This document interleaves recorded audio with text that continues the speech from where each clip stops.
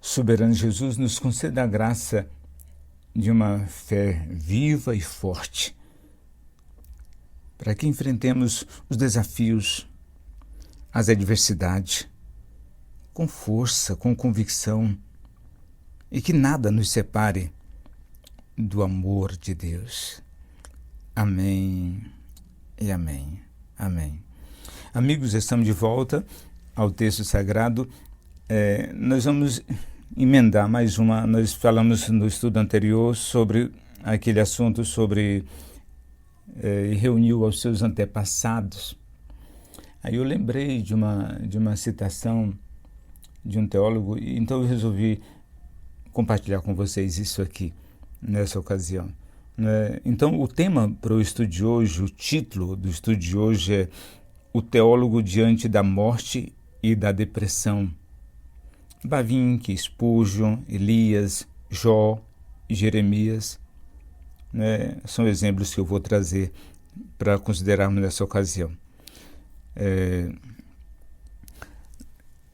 Um tema, ou seja, um assunto que nós vamos de modo mais amplo, o tema, nem erudição, nem os feitos heróicos, na depressão e na dor e na morte, só a fé permanece. Não é linda essa declaração? Vou repetir. Nem erudição, nem os feitos heróicos. Na depressão, ou na dor, ou na morte, só a fé permanece. O texto que eu tomei para nós termos um balizamento é Tiago 5:11. Veja esse texto, é lindíssimo, um dos mais belos da Escritura. Eis que temos por bem-aventurados os que sofrem. Ouviste da paciência de Jó e viste o fim que o Senhor lhe deu. Não é lindo? Maravilhoso esse texto. Tiago 5:11. Então, a título de introdução, deixa eu dizer o seguinte: esse estudo, ele é um tributo à realidade mais crua e gloriosa da fé. Os gigantes da Bíblia e da história da Igreja, mesmo os grandes em conhecimento, eles enfrentaram abismos emocionais e profundos, e só a fé os sustentou. E o teólogo que eu vi à minha memória inicialmente foi esse aqui, Bavinck. Eu tenho citado ele muito aqui. Ele escreveu uma obra gigantesca. A obra dele tem a dogmática dele, que é a teologia sistemática dele, tem 4 volumes. É algo incrível. Então, Bavinck, os biógrafos deles registraram que no leito de morte ele disse o seguinte: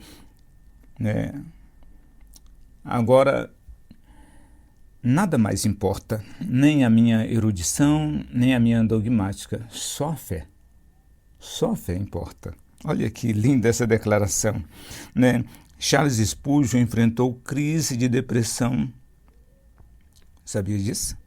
Martin Lloyd-Jones, ele cuidou de almas abatidas. Elias fugiu para o deserto pedindo a morte. Jó amaldiçoou o dia do seu nascimento. Jeremias chorou e até querer não ser nascido. Todos eles sobreviveram sustentados pela mão de Deus, de um Deus que não desiste. E vamos ao primeiro caso. O primeiro caso que nós vamos considerar é Elias, o profeta que quis morrer. Elias, após o Monte Carmelo, que foi uma vitória esmagadora e maravilhosa, o fogo caiu do céu, depois disso ele desaba sob o medo e a exaustão. Ele foge para o deserto e se deita debaixo de um zimbro e ora: basta, Senhor, tira minha vida, eu não sou melhor do que os meus antepassados. 1 Reis, capítulo 19, você vai ver isso. Deus não abandonou. Ele envia um anjo, pão, água e uma voz mansa e delicada para confortar o seu profeta e para ele continuar o seu ministério. Não é incrível isso? O maior dos profetas pode fraquejar.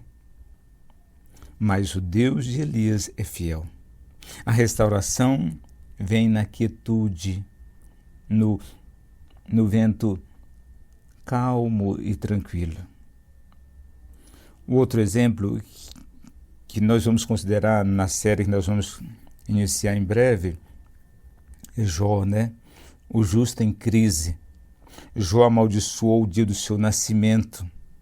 Ele exige explicações e recebe só o silêncio. Até em que Deus se mostra a ele. Né? Em Tiago 5,11 aponta para ele como modelo de paciência. Deus deu um fim abençoado a Jó, mostrando que o Senhor é cheio de misericórdia. Quem persevera na dor encontra um Deus maior do que essa dor. Não é? A dor faz parte da vida cristã, né? Faz parte da vida humana. Isso nós já percebemos, né? Jeremias, o outro exemplo, o profeta que chora. Jeremias foi chamado para profetizar num tempo de rejeição. Ele viveu solitário, foi preso, lançado numa cisterna. E ele lamentou, ele disse no versículo 14 do capítulo 20, maldito dia em que nasci. Né? Mas ele seguiu firme, pois o fogo da palavra era mais forte, que incendiava e fazia ele permanecer de pé. Né? Meus queridos e amados irmãos, lamentar não é pecar, desde que se continue a crer. Né? Continue a crer. Vou repetir, lamentar não é pecar, desde que você continue confiando. Está entendendo? O outro exemplo que eu trago é Spurgeon, né? A escuridão do púlpito. Spurgeon, mesmo proclamando Cristo a multidões, ele pregava, né, diariamente para cerca de 5.000 pessoas. Né? Ele confessou que lutas severas com a melancolia, né, e pensamentos sombrios. Ainda assim, ele pregou e disse: minha fé pode tremer, mas meu Salvador nunca vacila. Nunca vacila.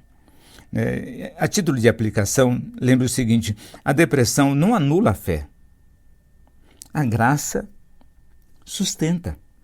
A graça nos sustenta em meio, neste momento, sustenta a nossa fé. Martin Lloyd-Jones, ele era um médico, né? E ele escreveu uma obra maravilhosa sobre depressão espiritual. Encontramos na internet por aí. Né? Conselheiro de almas abatidas. Ele analisa o texto e personagens bíblicos, é maravilhoso ele. Nesse livro, A Depressão, Lloyd-Jones mostrou que o crente pode estar espiritualmente saudável e psicologicamente cansado. Qual o remédio para isso? Ele disse: falar a si mesmo as promessas de Deus. Ele lembra aquele texto: por que estás abatido, ó minha alma? Por que te perturbas dentro de mim? Então, ele analisando esse versículo, ele diz que Deus está aconselhando a si mesmo, chamando e convidando a si mesmo a uma reflexão. Né? Pregue a si mesmo todo dia. Né?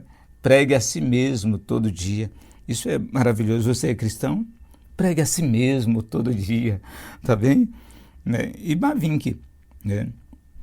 O dogmático que voltou à fé simples. É um erudito maravilhoso. Né? Bavinck morreu confessando: agora nada mais importa, só a fé. Não importa a minha erudição e nem a minha dogmática, aquilo que eu escrevi. Só importa a fé. Ele não estava com isso desprezando a sua obra que ele tinha feito. Ele estava simplesmente dizendo: o mais importante é a fé. A confiança em Deus, a dependência de Deus. Fé não é um sentimento vago. A fé do cristão, ela tem um objeto. É Deus. Não é? Então, a nossa fé, quando a Bíblia fala sobre fé, ela está dizendo sobre essa confiança no eterno, na palavra de Deus, nas promessas do eterno, em tudo que Deus diz. É por isso que nós gastamos tanto tempo analisando, estudando, verificando a Escritura Sagrada, porque é aqui que nós encontramos, né, o alimento para a nossa alma. Está entendendo isso? Isso é por demais maravilhoso, né? Nós devemos sempre lembrar, no fim mesmo, não é a teologia que salva. Se alguém tem dúvida sobre isso, não é a teologia que salva. Cristo é o Cristo da teologia. Vou repetir. No fim, não é a teologia que salva, mas o Cristo da teologia. Como reflexão teológica, eu quero lembrar você Tiago 5,11, Jó e Elias são exemplos vívidos de que Deus não abandona o sofredor. Não, Deus não abandona. Martin Lloyd Jones, ele diz o seguinte, que a depressão espiritual ela é real, mas não final. Todo mundo tem tristeza profunda por vários acontecimentos da vida. Né? Tristeza profunda. E nesse momento devemos nos refugiar em Deus. Os Salmos mostram isso com muita clareza. Spurgeon, ele disse o seguinte, quando não posso ver o sol, sei que ele existe. Assim é Cristo. Quando não sinto a sua presença, eu sei que ele está ali. É verdade? Maravilhoso, né? Lembre disso sempre na sua vida. Não esqueça. Quando você não puder ver o sol, um dia nublado, o sol você não vê, mas você sabe que ele está lá, não é verdade? Isso é maravilhoso. Bavinck, a fé permanece quando tudo se desfaz, quando nada mais existir. Não é isso que diz 1 Coríntios, capítulo 13? A fé permanece para sempre, a confiança no eterno. Ah, meus queridos e amados irmãos, que coisa incrível. Deus não pede gigantes sem fraquezas. Não, isso nós não somos, isso não existe. Eles sustentam homens frágeis, né, com fé firme nele, com a confiança no eterno.